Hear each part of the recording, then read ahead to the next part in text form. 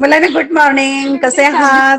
मजेत मजेत आहात का? खरोखर मजेत हो राहा, हो. आनंदात राहा आणि खरंच जीवनाचा आनंद घ्या. माहितीये का, माणसाचा जन्म एकदाच मिळतो, पुन्हा येत नाही. गेलेला दिवस, तोंडातून बोललेला शब्द, भात्यातून सुटलेला बाण आणि घड्याळाचा काटा काही उलटा फिरत नाही. त्यामुळे एक एक क्षण जो आहे तो आनंदात घालवा. आणि आता कोरोना महामारीच्या काळामध्ये जी काळजी घ्यायची आहे ती वारंवार आम्ही सांगतो, ती घ्याच. पण लक्षात घ्या की आनंदाने जीवन जगा, हे महत्वाचं आहे. कुठलीही निगेटिव्हिटी, कुठलाही नकारात्मक विचार मनासमोर घ्यायचा नाही. लवकरच सगळं ठीक होणार आहे आणि आपण पुन्हा आपल्या दैनंदिन जीवनाला, नॉर्मल जीवनाला सुरुवात करणार आहोत. कॉलेजही सुरू होईल, त्यावेळेला आपण आणखी आनंद घेऊया अभ्यासासहित, आपल्या मित्रमैत्रिणींच्या बरोबर सुद्धा. पण होईल केव्हा हे मात्र विचारू नका. ओके, चला अभ्यासाला सुरुवात करूया. मुलांना सुस्वागतम. व्हिडिओ लेक्चर रेकॉर्ड करत आहे, त्यामुळे जर अडीअडचणीला तुम्हाला युट्यूबवर जाऊन पाहायचं असेल तर तुम्ही पाहू शकता. अर्थशास्त्र इयत्ता 12वी हा विषय आपण अभ्यासाला घेतलेला आहे आणि तुम्हाला शुभेच्छा त्याच्यासाठी. तर तुमचा दिवस आनंदात जाओ. चला, आपण प्रकरण अभ्यासाला घेतलेलं आहे, तिसरं प्रकरण. पण त्यामध्ये दोन भाग आहेत, अ आणि ब. प्रकरण क्रमांक 3 मधील ब आहे मागणीची लवचिकता, elasticity of demand. Elasticity of demand हे प्रकरण आपण अभ्यासत आहोत. यातले कोणकोणते टॉपिक झालेले आहेत, कोणकोणते बाकी आहेत, ते आपण एकदा पाहूया. या प्रकरणामध्ये प्रस्तावना अभ्यासलेली आहे, मागणीच्या लवचिकतेची संकल्पना अभ्यासली, मागणीच्या किंमत लवचिकतेचे 3 प्रकार अभ्यासले. 1 उत्पन्न लवचिकता, 2 छेदक लवचिकता आणि 3 किंमत लवचिकता. आणि कालच्या लेक्चरमध्ये किंमत लवचिकतेचे प्रकार अभ्यासले. 5 प्रकार आहेत, ते 5 प्रकार महत्वाचे आहेत. 8 गुणांचा प्रश्न बोर्ड परीक्षेला येतो, कालच सांगितलंय, त्याची आवृत्ती तयार करून ठेवा. आज आपण अभ्यासणार आहोत मागणीच्या किंमत लवचिकता मोजण्याच्या पद्धती आहेत. आता पहा, किंमत लवचिकतेच्या पद्धती वेगळ्या किंवा प्रकार वेगळे, आणि मोजायची किंमत लवचिकता कशी मोजायची त्याच्या 3 पद्धती आहेत. पहिली आहे गुणोत्तर पद्धत किंवा शेकडा पद्धत, त्याला पर्सेंटेज म्हणतात, शेकडा म्हणजे पर्सेंटेज. दुसरी पद्धत आहे एकूण खर्च पद्धत आणि तिसरी पद्धत आहे बिंदू पद्धत किंवा त्याला भूमिती पद्धत असंही म्हणतात. बिंदू किंवा भूमिती एकाच पद्धतीचं 2 नाव आहे आणि पुढचे 2 उपघटक पुढील व्हिडिओ लेक्चर मध्ये आपण घेऊया. चला, तर आपण पाहूया. आता कालही सांगितलेलं आहे, आजही लक्षात घ्या की ग्रेटर दॅन हे जे साईन आहे किंवा चिन्ह आहे, ग्रेटर दॅन त्याच्यापेक्षा जास्त म्हणतात. कालही सांगितले, पुन्हा एकदा घेतले मी, पहा असं आहे चिन्ह. हे चिन्ह काय दर्शवतं? च्या पेक्षा जास्त, असं त्याचा अर्थ. आणि हे चिन्ह जे आहे अशा पद्धतीचं, तर लेस देन साईन आहे, म्हणजे लेस देन च्यापेक्षा कमी, च्यापेक्षा कमी, अशा प्रकारे हे साईन आहे. हे दोन्ही लक्षात ठेवा, हे वारंवार तुम्हाला पुढे पण येणार आहे, म्हणून मी पुन्हा पुन्हा घेतलंय ते. च्यापेक्षा जास्त, च्यापेक्षा कमी, हे असं एक चिन्ह च्यापेक्षा जास्त आणि असं एक चिन्ह च्यापेक्षा कमी, हे दोन्ही लक्षात ठेवा. चला, आपण पाहूया मागणीची लवचिकता कशी मोजायची. आता आपण अभ्यासलेलं आहे की उत्पन्न लवचिकता, छेदक लवचिकता आणि किंमत लवचिकता, पण ती मोजायची कशी हे शिकलं पाहिजे. त्यासाठी पहिली पद्धत आहे गुणोत्तर किंवा शेकडेवारी पद्धत, पर्सेंटेज मेथड म्हणतात. ही पण डॉक्टर मार्शलनीच शोधून काढलेली आहे. प्राध्यापक मार्शल यांनी ही पद्धत विकसित केली. या पद्धतीमध्ये मागणीतील शेकडा बदलाला किमतीतील शेकडा बदलाने भागाकार करून मागणीची लवचिकता मोजली जाते. म्हणजेच किमतीतील शेकडा बदल आणि मागणीतील शेकडा बदल याचं गुणोत्तर काढायचंय. अंशस्थानी घ्यायचं मागणीतील शेकडा बदल, छेदस्थानी घ्यायचं किमतीतील शेकडा बदल. हे सूत्र आपण कालही अभ्यासलेलं आहे. त्यावरून मागणीची लवचिकता मोजली जाते. शेकडेवारी पद्धतीला प्रमाणित पद्धत असेही म्हणतात. आणखी एक नाव आहे याला, प्रमाणित पद्धत. म्हणजे गुणोत्तर पद्धत, शेकडेवारी पद्धत, प्रमाणित पद्धत, अशी 3ही नावं एकाच पद्धतीची आहेत. आता ही पद्धत खालील प्रमाणे स्पष्ट करता येते, पाहूया आपण. शॉर्ट नोट साठी गुणोत्तर किंवा शेकडेवारी पद्धत येत असते. पहा, हे सूत्र आपण कालही अभ्यासलंय. मागणीची लवचिकता काढायचं सूत्र आहे, मागणीतील शेकडा बदल छेद किमतीतला शेकडा बदल. आणि हेच इंग्रजी चिन्हामध्ये मांडलेलं आहे की ईडी म्हणजे इलॅस्टिसिटी ऑफ डिमांड, अंशस्थानी पर्सेंटेज डेल्टा क्यू म्हणजेच मागणीतला शेकडा बदल. डेल्टा म्हणजे बदल, त्रिकोणला डेल्टा म्हणतात. आणि छेदस्थानी आहे पर्सेंटेज डेल्टा पी, पी म्हणजे प्राइस म्हणजे किमतीतला शेकडा बदल. याचं गुणोत्तर काढता येतं. आता हे जे सूत्र आहे गणितीय पद्धतीने पुढील प्रमाणे स्पष्ट करता येतं. भागिले उलट गुणिले हे तुम्हाला गणित माहिती आहे. हेच सूत्र मांडलेलं आहे ईडी म्हणजे इलॅस्टिसिटी ऑफ डिमांड बरोबर डेल्टा क्यू छेद डेल्टा क्यू, डेल्टा क्यू छेद क्यू भागिले म्हटलंय आता इथे डेल्टा पी छेद पी. आता हेच गुणिले करायचं उलट तर काय होईल, संख्या बदलतायत.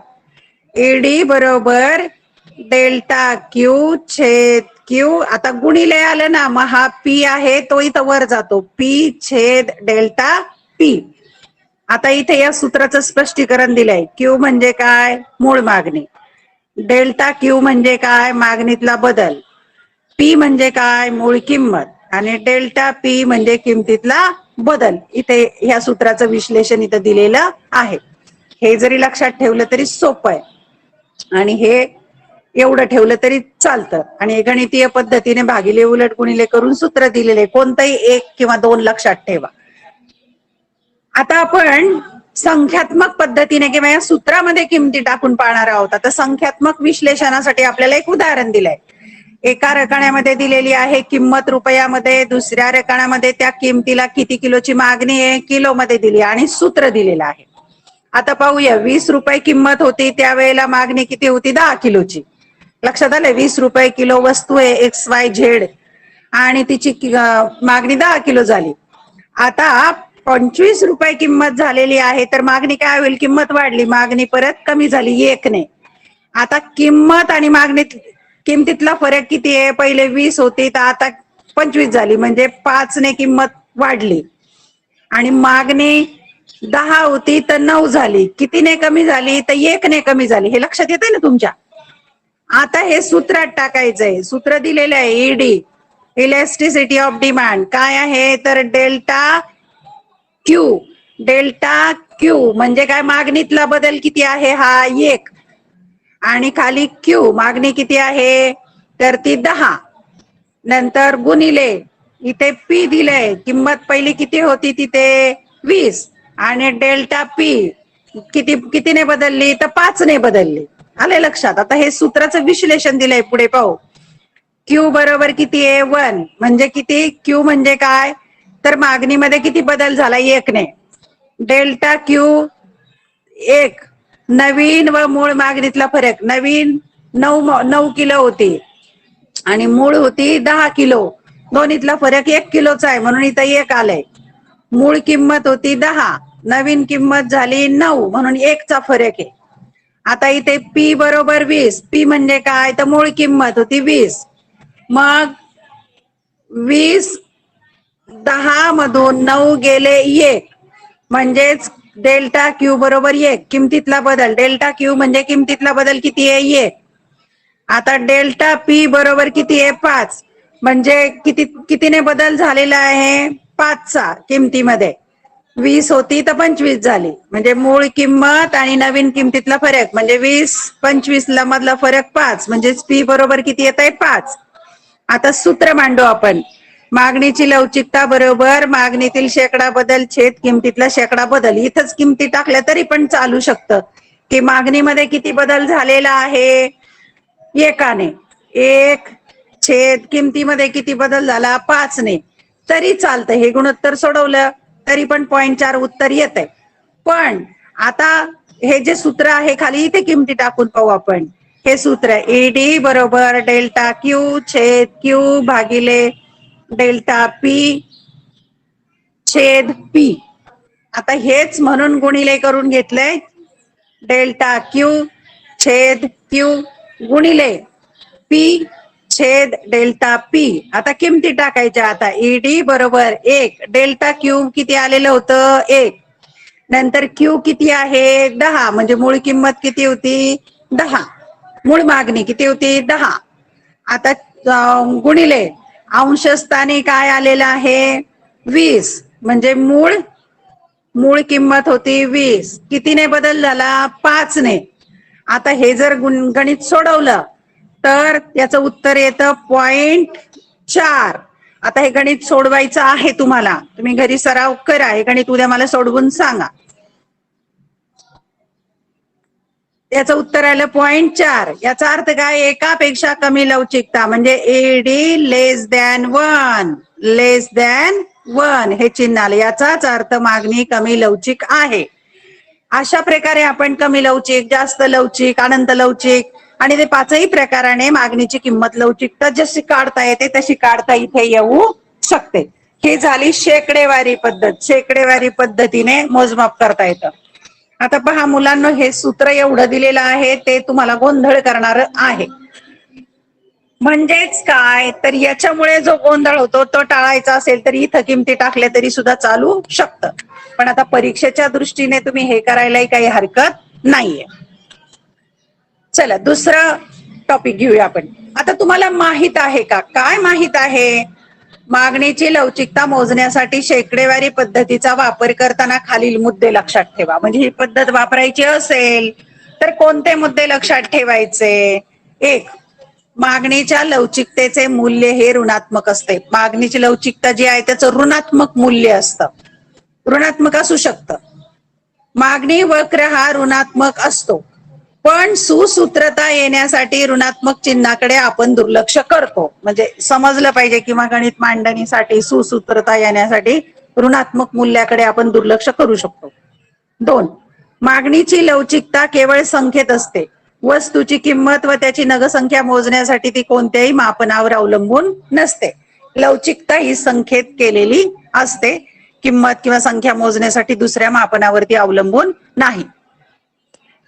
आता पाहूया आपण दुसरी पद्धत आहे एकूण खर्च पद्धत. ही परीक्षेला येते 4 गुणांच्यासाठी. बऱ्याच वेळेला शॉर्ट नोट मध्ये, थोडक्यात उत्तरामध्ये येते. ही पद्धत सुद्धा डॉक्टर मार्शल किंवा प्राध्यापक मार्शल यांनीच विकसित केलेली आहे. आता खर्च पद्धत म्हणजे काय, तर आता एक लक्षात घ्या की एखादा कारखाना आहे, त्या कारखान्यामध्ये वह्या तयार केल्या जातात किंवा कागदाचा कारखाना आहे म्हणूया, तिथे खर्च पण होतोय त्या कारखान्याचं आणि त्यांना उत्पन्न पण मिळतं. असं म्हणतात की खर्च आणि उत्पन्न एकाच नाण्याच्या 2 बाजू आहेत. म्हणजे याला एकूण खर्च पद्धत म्हटलं काय किंवा एकूण प्राप्ती पद्धत म्हटलं काय, एकच येईल. पण कशा पद्धतीने लवचिकता मोजायची इथे ते आता पाहूया.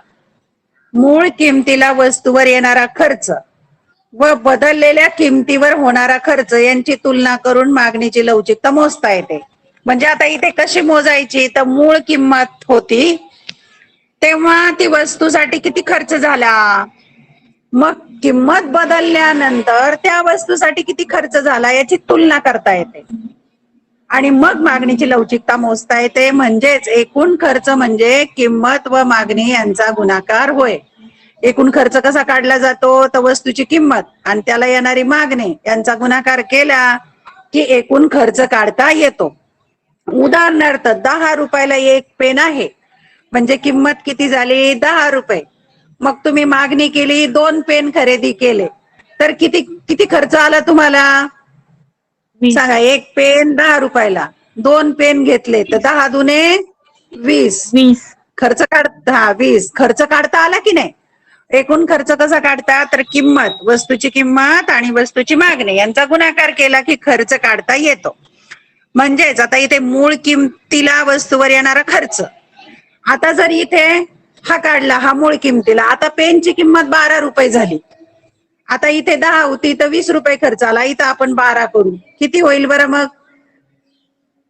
इथे 12 केले मी, 12 दुने सांगा 24 होईल. म्हणजे हा बदललेला खर्च यांची तुलना करता येते की नाही, यावरून लवचिकता ठरवायची आहे.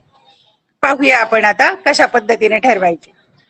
या संदर्भात मार्शल यांनी खालील संकल्पना स्पष्ट केल्या आणि यासाठी त्यांनी 3 संकल्पना मांडल्या. जास्त लवचिक मागणी, एकक लवचिक मागणी आणि कमी लवचिक मागणी. आता जास्त लवचिक मागणीमध्ये किंमत कमी असते आणि मागणी जास्त असते, आपण मागे अभ्यासलंय. एकक लवचिक मध्ये दोन्हीही सारखं असतं, किंमत आणि मागणी दोन्ही सारखं. आणि कमी लवचिक मध्ये किंमत जास्त असते आणि मागणी कमी असते. हे आपण मागच्या किंमत लवचिकतेच अभ्यासलं होतं, तेच प्रकार आहेत, फक्त आता खर्चाच्या दृष्टीने इथे विचारात आपण घेणार आहोत. पहिला प्रकार जास्त लवचिक मागणी. जेव्हा वस्तूच्या किमतीतील बदलामुळे एकूण खर्चात वाढ होते तेव्हा ती जास्त लवचिक मागणी असते. म्हणजे वस्तूची किंमत बदलली आणि एकूण खर्चही वाढ झाला तर त्याला म्हणायचं जास्त लवचिक मागणी. आणि ग्रेटर दॅनचं चिन्ह येत. मागणीची लवचिकता किती आहे? Greater than 1. येथे मागणीची लवचिकता एकापेक्षा जास्त असते. जास्त लवचिक मागणी केव्हा? तर एकूण खर्चात वाढ झाली तर. दुसरा प्रकार आहे एकक लवचिक मागणी. जेव्हा किंमत कमी होते किंवा वाढते, एकूण खर्चात बदल होत नाही किंवा स्थिर राहते. म्हणजे किंमत बदलली तरी वस्तूचा खर्च बदलत नाही, त्याला म्हणायचं मागणीची लवचिकता 1. येथे मागणीची लवचिकता 1 असते. कुठे? किंमत कमी झाली किंवा वाढली तरीही खर्चात बदल होत नाही किंवा स्थिर राहतो, तेव्हा लवचिकता किती? 1. तिसरा प्रकार कमी लवचिक मागणी.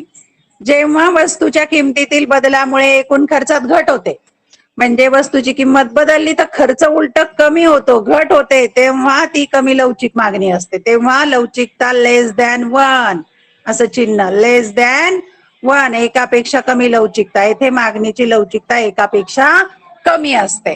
आता आपण हे सर्व एका तक्त्यावरून समजावून घेणार आहोत. हा तक्ता परीक्षेला लिहायचा आहे तुम्हाला, महत्वाचा. एकूण खर्च पद्धतीचा हा तक्ता आहे. यामध्ये रकाने कोणकोणते आहेत पहा. पहिला रकाना आहे, किंमत घेतली आहे रुपयामध्ये आणि इथे 3 मुद्दे घेतलेत, अ, आ आणि ई.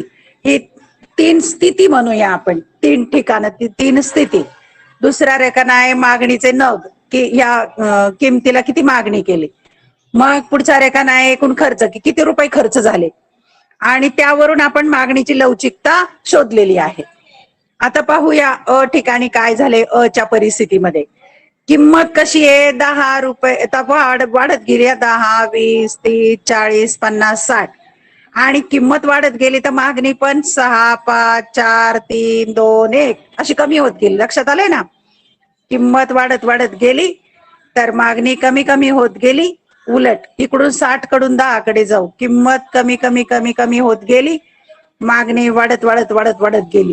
हे लक्षात येत आहे ना? हा मागणीचा नियम लक्षात ठेवा. आता आपण पाहूया, 10 रुपये किंमत असताना 6 नगांची मागणी आहे. आणि मग 10 20 किती खर्च किती झाले?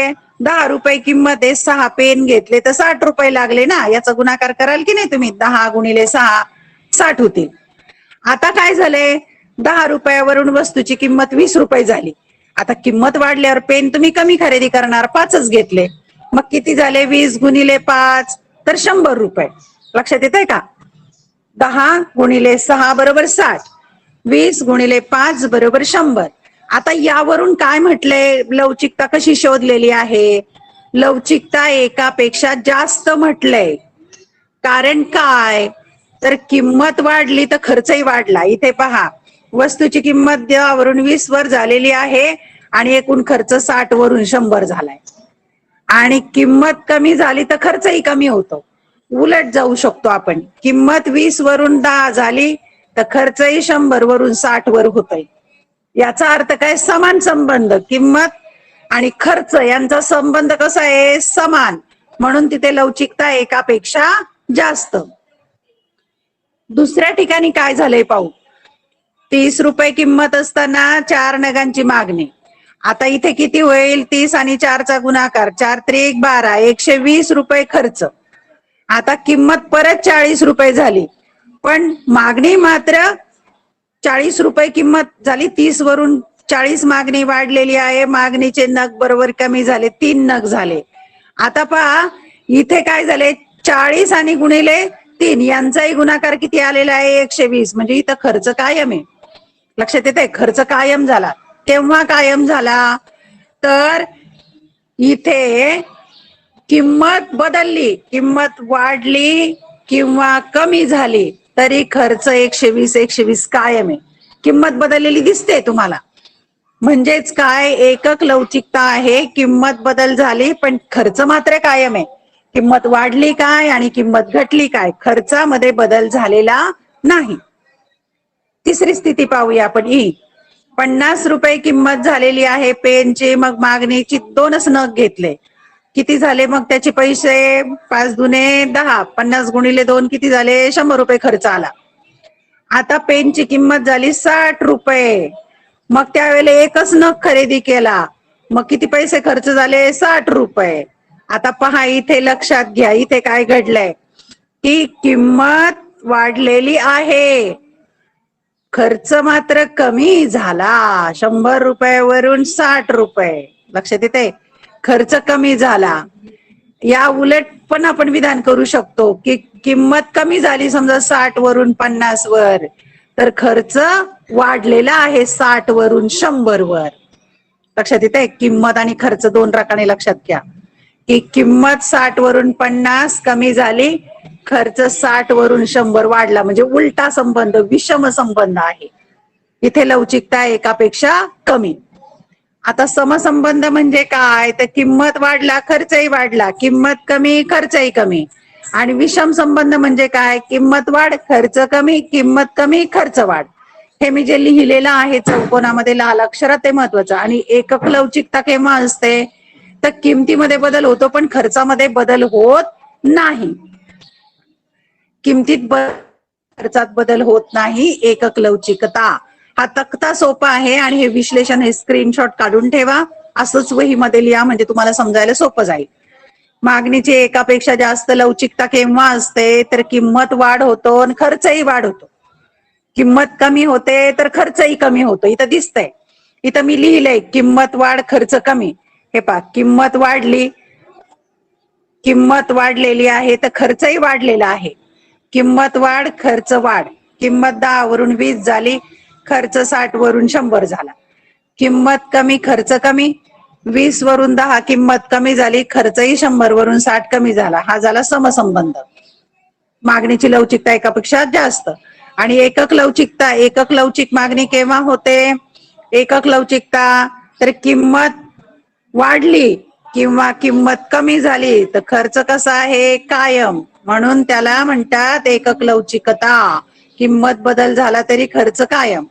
आणि तिसरी स्थिती आहे, एकापेक्षा कमी लवचिकता केव्हा असते, किंमत वाढ होतो तर खर्च कमी होते. पहा, किंमत वाढली 50 वरून 60 वर, खर्च 60 वरून 100 वरून 60 वर कमी झाला.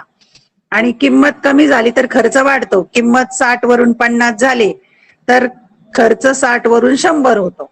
अशा प्रकारे विषम संबंध असतो किंमत आणि खर्चामध्ये. एका लवचिकता कमी असते. हा तक्ता आणि विश्लेषण असं लक्षात ठेवायचं.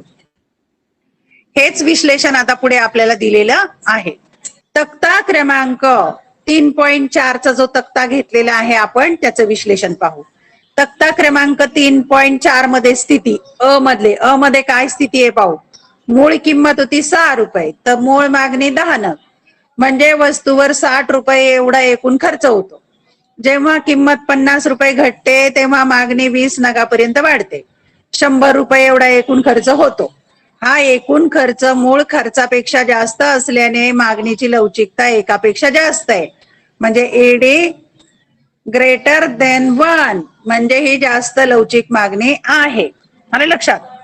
दुसरी स्थिती पाहूया. स्थिती आ मध्ये मूळ किंमत 4 रुपये, तर मूळ मागणी 30 नग आहे, म्हणजे वस्तूवर 120 रुपये एवढा खर्च होतो.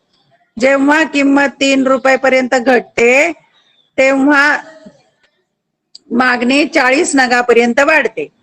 120 रुपये एवढा एकूण खर्च होतो. हा एकूण खर्च मूळ खर्चा एवढा असल्याने मागणी एकक लवचिक आहे. खर्च समान राहिला किंमत बदल झाला तरी. म्हणून इलॅस्टिसिटी ऑफ डिमांड किती आहे, 1 समान.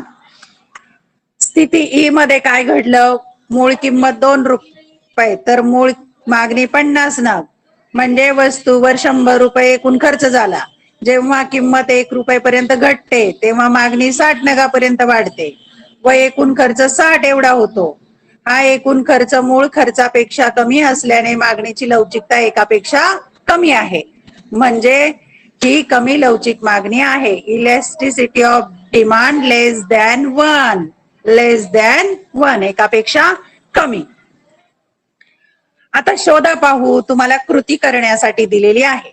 शेंगदाणा पाकिटाची किंमत 5% वाढली. तुम्ही शेंगदाण्याचं पाकिट खरेदी करता, त्याची किंमत 5% वाढलेली आहे. म्हणून शेंगदाणा पाकिटाच्या मागणीत 5% घट झाली. आता किंमत वाढल्यानंतर मागणी कमी होणार आहे. ती किती टक्क्यांनी झाली? 5. किंमत वाढली 5%, आणि मागणी 5%ने घट झाली. तर शेंगदाणा पाकिटाच्या मागणीची लवचिकता किती सांगा बरं. आता इथं सूत्रामध्ये किमती टाकायच्या. इथं क्यू डेल्टा क्यू म्हणजे इथं काय आहे, मागणी कितीने बदलली? 5%. पी म्हणजे किंमत कितीने बदलली? 5%. याचं उत्तर किती येईल सांगा पटकन. किती उत्तर येतं? 1. म्हणजे एक लवचिकता म्हणजेच काय, किमतीतला बदल आणि मागणीतला बदल समान टक्केवारीमध्ये झालेला आहे. तिसरी पद्धत पाहूया, बिंदू पद्धत किंवा भूमिती पद्धत म्हणतात त्याला. ही अतिशय लहान बिंदूची मागणीची लवचिकता मोजते. ही पद्धत देखील प्राध्यापक मार्शल यांनी मागणीची लवचिकता मोजण्याची आणखी एक पद्धत विकसित केली. हे पण प्राध्यापक मार्शलचंच नाव आहे. तिला बिंदू पद्धत, भूमिती पद्धत असेही म्हणतात. कारण इथे वक्र, मागणीच्या वक्रावर लवचिकता मोजायची म्हणून त्याला भूमिती किंवा बिंदू पद्धत म्हणतात. कारण गुणोत्तर पद्धत आणि एकूण खर्च पद्धतीत आपण मागणी वक्रावरील एखाद्या बिंदूची लवचिकता मोजू शकत नाही. मागच्या 2 पद्धती अभ्यासल्या. शेकडेवारीमध्ये संख्यात्मक आकडेवारी, शेकडेवारी काढली आपण, आणि एकूण खर्च पद्धतीमध्ये पण बिंदू नाही घेतला आपण, आकडेवारीच घेतली खर्चाची. मग मागणी वक्रावरील एखाद्या बिंदूची लवचिकता मोजायची असेल तर नवीन पद्धत डॉक्टर मार्शल यांनी विकसित केली. तिलाच बिंदू पद्धत किंवा भूमिती पद्धत असे म्हणतात. या पद्धतीत खालील सूत्राच्या सहाय्याने मागणी वक्रावरील म्हणजे रेषीय मागणी वक्र व वक्राकार मागणी वक्र बिंदूची लवचिकता मोजता येते. आता हे जे सूत्र दिलेलं आहे खाली, हे सूत्र वापरून मागणी वक्रावर जो बिंदू दिलाय किंवा जो रेषीय वक्र दिलाय त्यावरील लवचिकता मोजता येते त्या संबंधित बिंदूची. सूत्र पहा. बिंदूची मागणीची लवचिकता बरोबर अंशस्थानी काय लिहायचं? अंशस्थानी मागणीच येणार आहे. मागणी वक्रावरील बिंदू पासूनचे खालचे अंतर घ्यायचे म्हणजे क्ष अक्षाकडील अंतर. खालचे अंतर म्हणजे काय? क्ष अक्षाकडचं अंतर घ्यायचंय. आणि मागणी वक्रावरील बिंदू पासूनचे वरचे अंतर म्हणजे ती किमतीची बाजू येते, ते य अक्षाकडील बाजू घ्यायची. वरच्या बाजूची जी बाजू आहे ती किमतीची येते. पुढे मी आकृतीवर सांगते तुम्हाला. लक्षात आलंय? मागणी वक्रावरील बिंदू हे खालचे अंतर आणि हे वरचे अंतर. अशा ठिकाणी बिंदूची लवचिकता मोजता येते. कुठे ते पाहूया आता आपण.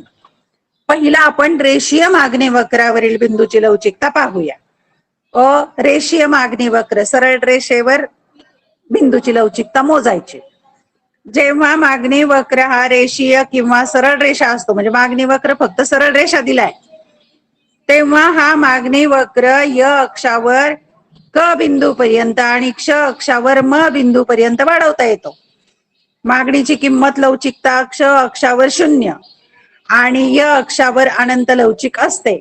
या म रेषेवरील प्रत्येक बिंदूची लवचिकता वेगवेगळी असते. हे खालील आकृती दर्शवलंय. आता जे वर्णन सांगितलंय ते आकृती मधलं आहे, त्यामुळे आकृती पाहून आपल्या लक्षात येईल. आता यांनी महत्वाची बाब काय सांगितलेली आहे की क्ष अक्षावर लवचिकता किती आहे? 0 म्हणजे तो आडवा अक्ष. लक्षात आलंय? आणि य अक्षावर उभा अक्ष आहे, तिथे किती आहे? उभ्या ह्याच्यावर अनंत लवचिक आहे. आणि बाकी पण अनेक बिंदू आहेत, त्या बिंदूची लवचिकता वेगवेगळी येते. आकृतीवरून समजावून घेऊ. हे पण स्क्रीनशॉट काढून ठेवा कारण हा पुस्तकामध्ये नाहीये. हा अतिशय महत्वाचा आहे. बिंदू पद्धत, रेषीय मागणी वक्र. आता पहा, रेषीय मागणी वक्र कुठपासून कुठपर्यंत? हा म बिंदू आहे की नाही? या म बिंदू पासून इकडे खाली म 4 बिंदू पर्यंत आला. इथे म 1 बिंदू आहे, नाही, हा म बिंदू आहे, हा म एक बिंदू आहे, हा म दोन बिंदू आहे, हा म तीन बिंदू आहे आणि हा म चार बिंदू आहे. म एक बिंदू रेषीय मागणी म्हणजे या अक्षावरच आहे, य अक्षावर आहे. आणि म चार बिंदू कुठं आहे, तो क्ष अक्षावर आहे. आता मी इथे म बिंदू काय दर्शवतो, अनंत लवचिक मागणी वक्र दर्शवतो. तो असा आडवा जो होता ना क्ष अक्षाला, तो अनंत लवचिक मागणी वक्र दर्शवतो. आता इथे खूप लाल झाले, हे क्लिअर करते मी. पहा, हा म बिंदू काय दर्शवतो, तर एडी बरोबर हे सिग्माचं चिन्ह असं केलं तरी चालतं, किंवा हे असे 8 आडवे केले तरी चालतात. हे सिग्माचं अनंत लवचिकता दर्शवतं म्हणून. आता पहा, अ आणि क्ष अक्षावर मागणी घेतलेली आहे, अ आणि य अक्षावर किंमत घेतलेली आहे. आता हे य अक्षाचं नाव आहे इकडे आणि क्ष अक्षाचं नाव दिलंय. आता इथपासून हे म बिंदू जो आहे तिथं क्ष अक्षावर आहे, त्याला क नाव दिलेलं आहे. आणि इथं पण जोडलेलं आहे म चार बिंदू, तिथे ब नाव दिलेलं आहे. आणि म पासून तर म चार पर्यंत बिंदू आहेत. आता इथे म बिंदूपाशी लवचिकता किती आहे, अनंत. अनंत लवचिक म्हणजे किमतीत थोडा बदल किंवा अल्प बदल किंवा बदल नाही झाला तरी मागणी प्रचंड बदलते. दुसरं ठिकाण जे आहे, आता पहा, दुसरं ठिकाण म एक बिंदू. आता इथे आपण घेऊया सूत्र, आठवतंय, खालचं अंतर आणि वरचं अंतर, अंशस्थानी घ्यायचं खालचं अंतर. इथे ह्या सूत्रामध्ये पहा, म एक ब, या म एक पासून ब पर्यंतचं अंतर घ्यायचं. हे जास्त आहे वरती, ते 6 आहे. आता हे 6 काय आहे, तर समजून घ्या की म पासून म चार पर्यंत आपण जर 8 सेंटीमीटर धरलं, 8, तर इथे हे 2 येईल, हे 2 येईल, 6 7 8, 2 4 6 आणि 8 असं अंतर येऊ शकतं. मी पुन्हा क्लिअर करते कलर, म्हणजे लक्षात येईल. पहा की असं समजा तुम्ही, अंतर जे आहे ना, ते अंतर हे पहा, या क बिंदू पासून तर ब बिंदू पर्यंत 8 सेंटीमीटर आहे असं समजा. आलं लक्षात. आता हा काटकोन आहे, हा मधला जो आहे बिंदू म दोन, इथं किती येईल, याच्या इकडं इथं 4 येईल, इथं 4 येईल. नंतर परत इथे एक मध्ये बिंदू आहे आणि परत इथे एक बिंदू आहे, म्हणजे अंतर 2 2चं येतं की नाही. इथे 2 सेंटीमीटर, इथे 2 सेंटीमीटर, इथे 2 सेंटीमीटर, इथे 2 सेंटीमीटर असं समजून घ्या. आणि मग त्यावरून आपण अंतर घेतलंय. इथे पहिल्या ठिकाणी म एक बिंदूची लवचिकता आपण मोजत आहोत. आता म एक बिंदूचं अंतर काय येईल, म एक पासून ब पर्यंत, हे म एक आणि ते ब पर्यंत ते किती अंतर आहे, 2 2 4 आणि 2 6, इथे घेतले 6. आणि छेद काय आहे, वरचे अंतर घ्यायचं, म एक पासून क पर्यंत. या म एक बिंदू पासून क एक बिंदू पर्यंत, क पर्यंत अंतर घेतलं, ते किती 2 सेंटीमीटर आहे, ते 2 घेतलं. याचं जर उत्तर काढलं तर काय येणार आहे, 3. हे 3 उत्तर. याचा अर्थ लवचिकता कशी आहे, जास्त, एकापेक्षा जास्त. पण आता इथे चिन्ह थोडे चुकलेले आहेत. चिन्ह इथे काय येणार आहे, ग्रेटर दॅनचं पाहिजे नाही ते चिन्ह, प्रिंटिंग दोष समजा हा. आणि हे झालं जास्त लवचिकता. लवचिकता किती आली, 3, म्हणून चिन्ह कसं आहे, इकडचं. हे तुमच्या पुस्तकातली दुरुस्ती करून घ्या. नंतर आपला बिंदू घ्यायचा आहे म दोन. म दोन बिंदू तर मधलाच आहे, एकदम काटकोणाच्या समोरचा, म्हणजे सारखं अंतर आहे. म दोन पासून ब पर्यंत गेलो, ह्या बिंदू पासून ब पर्यंत गेलो तर हे 4 सेंटीमीटर आहे. आणि म पासून क पर्यंत गेलो तर 4च सेंटीमीटर आहे. मग ते अंशाचं अंतर आणि छेदाचं अंतर आहे. वरती 4 आहे आणि खाली पण 4 आहे. त्याचं उत्तर येणार आहे 1. एक लवचिकता. याचा अर्थ काय, तर किंमत आणि मागणीतला समान बदल आहे. म्हणजेच इथं एकक लवचिक मागणी आहे. इथे बरोबर घेतलेलं आहे हे चिन्ह. हे इलॅस्टिसिटी ऑफ डिमांड 1 बरोबर आहे. आता बिंदू आहे आपला म3. म3 बिंदूच्या ठिकाणी अंशस्थानी घेतलेले आहे अंतर म3 ब पर्यंतच.